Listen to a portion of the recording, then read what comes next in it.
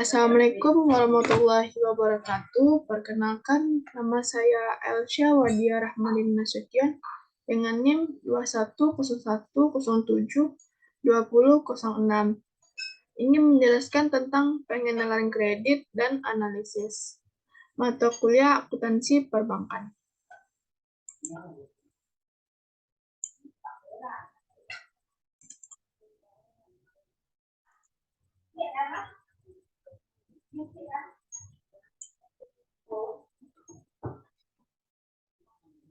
Judulnya pengenalan kredit dan analisis. Topik pembahasan yang pertama itu pengertian kredit. Yang kedua, tujuan kredit. Yang ketiga, fungsi kredit. Yang keempat, unsur-unsur kredit. Yang kelima, jenis-jenis kredit. Yang keenam, prinsip-prinsip pemberian kredit. Selanjutnya, yang ketujuh, pengertian analisis kredit. Yang kedelapan, fungsi analisis kredit. Yang kesembilan, pertimbangan yang dilakukan seorang analisis kredit. Yang pertama yaitu pengertian kredit. Menurut Undang-Undang Perbankan Nomor 10 Tahun 1998 Pasal 1, penyediaan uang atau tagihan yang dapat dipersamakan dengan itu berdasarkan persetujuan atau kesepakatan pinjam-meminjam antar bank dengan pihak lain yang mewajibkan pihak peminjam melunasi utangnya setelah jangka waktu tertentu dengan pemberian bunga. Yang kedua itu tujuan kredit. Tujuan kredit ada 3. Yang pertama itu mencari keuntungan. Yang kedua membantu usaha nasabah. Yang ketiga membantu pemerintah.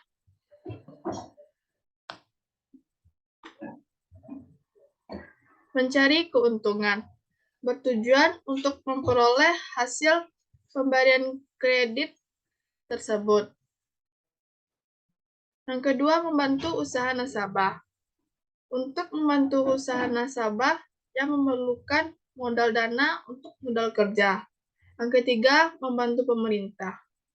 Bagi pemerintah, semakin banyak kredit yang disalurkan oleh pihak perbankan, maka semakin baik.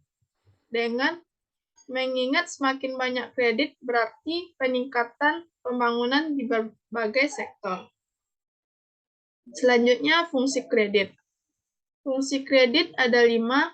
Yang pertama, kredit dapat memajukan arus tukar. Yang kedua, kredit dapat mengaktifkan pembayaran outlay. Yang ketiga, kredit dapat menciptakan alat pembayaran yang baru. Yang keempat, kredit sebagai alat pengganti harga. Yang kelima, kredit dapat mengaktifkan dan meningkatkan manfaat pada potensi-potensi ekonomi yang ada. Yang keempat, unsur-unsur kredit. Unsur-unsur kredit ada 5. Yang pertama, kepercayaan. Yang kedua, kesepakatan. Yang ketiga, jangka waktu. Yang keempat, risiko. Yang kelima, balas jasa. Yang pertama itu kepercayaan. Suatu keyakinan dari pemberi kredit bahwa kredit yang akan diberikan tersebut benar-benar akan diterima kembali di masa yang akan datang. Yang kedua, kesepakatan. Kesepakatan antara si pemberi kredit dan si penerima kredit. Kesepakatan ini dituang dalam suatu perjanjian di mana masing-masing menandatangani hak dan kewajiban masing-masing. Yang ketiga, jangka waktu. Setiap kredit yang diberikan memiliki jangka waktu tertentu. Jangka waktu ini mencakup masa pengembalian kredit yang telah disepakati. Yang keempat, risiko. Adanya suatu tenggang waktu pengembalian akan menyebabkan suatu risiko. Tidak tertagihnya atau macet pemberian kredit. Yang kelima, balas jasa. Balas jasa merupakan keuntungan atau pemberian suatu kredit atau jasa tersebut yang dikenal dengan nama bunga. Selanjutnya, jenis-jenis kredit. Jenis-jenis kredit ada 4. Yang pertama, jenis kredit dilihat dari segi tujuan. Yang kedua, jenis kredit dilihat dari segi jangka waktu. Yang ketiga, jenis kredit dilihat dari segi jaminan. Yang keempat, jenis kredit dilihat dari segi kualitas. Yang pertama, jenis kredit dilihat dari segi tujuan. Dari segi tujuan, yang pertama itu kredit konsumtif. Kredit konsumtif bertujuan untuk memperoleh barang-barang atau kebutuhan lainnya guna untuk memenuhi kebutuhan dalam konsumsi. Yang kedua itu kredit produktif. Kredit produktif bertujuan untuk memungkinkan si penerima kredit dapat mencapai tujuan yang apabila tanpa kredit tersebut tidak mungkin dapat diwujudkan. Yang ketiga, kredit perdagangan. Kredit perdagangan merupakan kredit yang digunakan untuk kegiatan perdagangan dan biasanya untuk membeli barang dagangan yang pembayarannya diharapkan dari hasil penjualan barang dagangan tersebut. Yang kedua, jenis kredit dilihat dari segi jangka waktu. Yang pertama yaitu kredit jangka waktu pendek. Merupakan kredit yang memiliki jangka waktu kurang dari 1 tahun atau paling lama 1 tahun, dan biasanya digunakan untuk keperluan modal kerja. Yang kedua, kredit jangka menengah. Jangka waktu kredit berkisar antara 1 tahun sampai 3 tahun. Kredit jenis ini dapat diberikan untuk modal kerja. Yang ketiga, kredit jangka panjang. Merupakan kredit yang masa pengembaliannya paling panjang, yaitu di atas 3 tahun sampai 5 tahun. Biasanya kredit ini digunakan untuk investasi jangka panjang, seperti perkebunan karet, kelapa sawit, atau manufaktur. Yang ketiga, jenis kredit dilihat dari segi jaminan. Yang pertama itu kredit dengan jaminan.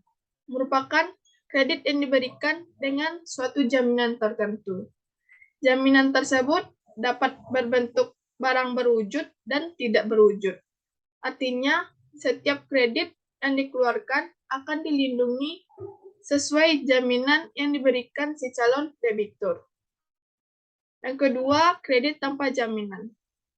Kredit jenis ini diberikan dengan melihat prospek usaha, karakter, serta loyalitas si calon debitur selama berhubungan dengan bank bersangkutan. Yang keempat, jenis kredit dilihat dari segi kualitasnya. Yang pertama, kredit lancar. Yang dilihat yaitu pembayaran angsuran atau bunga tepat waktu. Yang kedua, memiliki mutasi rekening yang aktif. Selanjutnya, kredit dalam perhatian khusus. Yang dilihat yaitu terdapat tunggakan atau angsuran pokok yang belum melampaui 90 hari. Selanjutnya, kadang-kadang terjadi cerukan, mutasi rekening relatif aktif. Yang ketiga, kredit kurang lancar. Terdapat tunggakan angsuran pokok atau bunga yang telah melampaui 90 hari. Selanjutnya, sering terjadi cerukan. Selanjutnya, frekuensi mutasi rekening relatif rendah.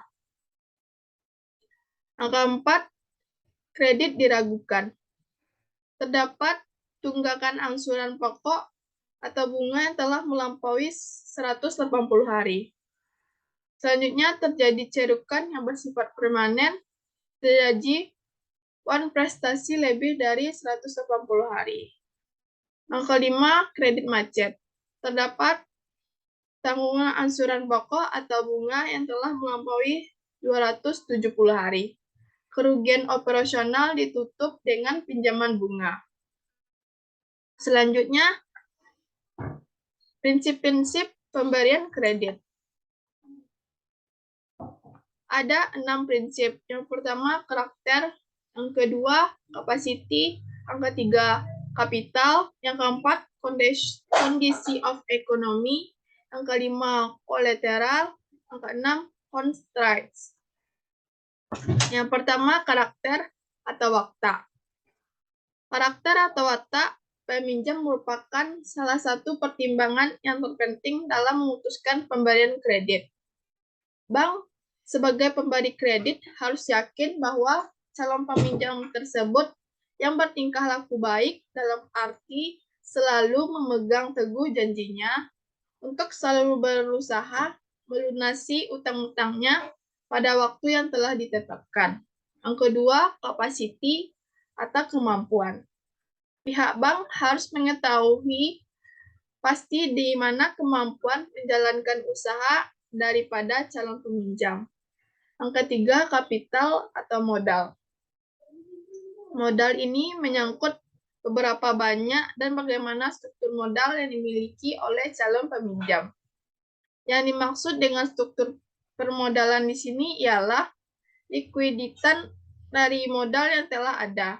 Misalnya, apakah seluruhnya dalam bentuk uang tunai dan harta lain yang mudah diuangkan. Yang keempat, kondisi of economy, yaitu situasi ekonomi perlu juga diperhatikan dalam pertimbangan pemberian kredit, terutama dalam hubungannya dan keadaan usaha calon peminjam. Yang kelima, kolateral, yaitu jaminan atau agunan. Jaminan atau agunan yaitu harta benda milik calon peminjam atau pihak ketiga yang diikat sebagai tanggungan andai kata terjadi ketidakmampuan calon peminjam tersebut untuk menyelesaikan utangnya sesuai dengan perjanjian kredit. Yang keenam, constraints. Constraints merupakan faktor hambatan berupa faktor-faktor sosial dan psikolog yang ada pada suatu daerah tertentu yang menyebabkan suatu proyek tidak dapat dilaksanakan. Selanjutnya, pengertian analisis kredit. Analisis kredit adalah kajian yang dilakukan untuk mengetahui kelayakan dari suatu permohonan kredit. Tujuan utama dari analisis kelayakan kredit itu adalah untuk memperoleh keyakinan apakah pemohon kredit mempunyai kemampuan dan kemauan memenuhi kewajibannya mengembalikan pinjaman. Bahkan bukan soal sekedar pinjaman pokoknya saja, tetapi juga soal bunganya, sesuai kesepakatan dengan pihak kreditur atau pihak bank. Selanjutnya, fungsi analisis kredit. Terdapat 5 fungsi analisis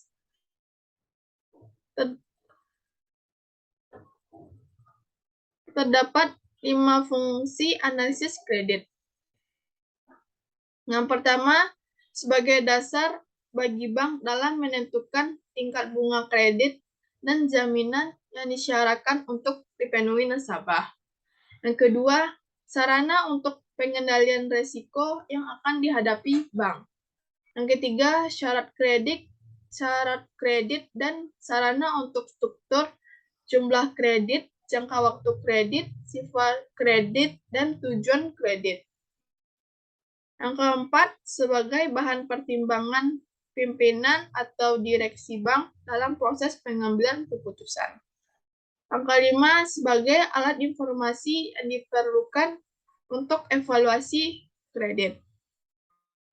Yang kesembilan, yaitu pertimbangan yang dilakukan analisis kredit. Terdapat 3 pertimbangan. Yang pertama yaitu keamanan kredit atau safety. Yang kedua, terarahnya tujuan penggunaan kredit atau suitability. Yang ketiga, menguntungkan atau profitable.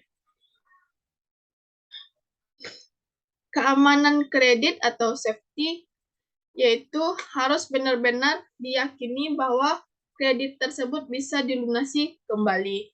Yang kedua, terarahnya tujuan pengguna kredit atau suitability adalah kredit akan digunakan untuk tujuan yang sejalan dengan kepentingan masyarakat atau sekurang-kurangnya tidak bertentangan dengan peraturan yang berlaku. Yang ketiga, menguntungkan atau profitable.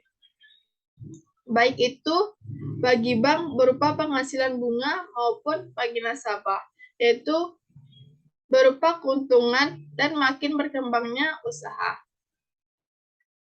Sekian dari saya tentang pengenalan kredit dan analisis. Hanya itu yang dapat saya sampaikan. Assalamualaikum warahmatullahi wabarakatuh.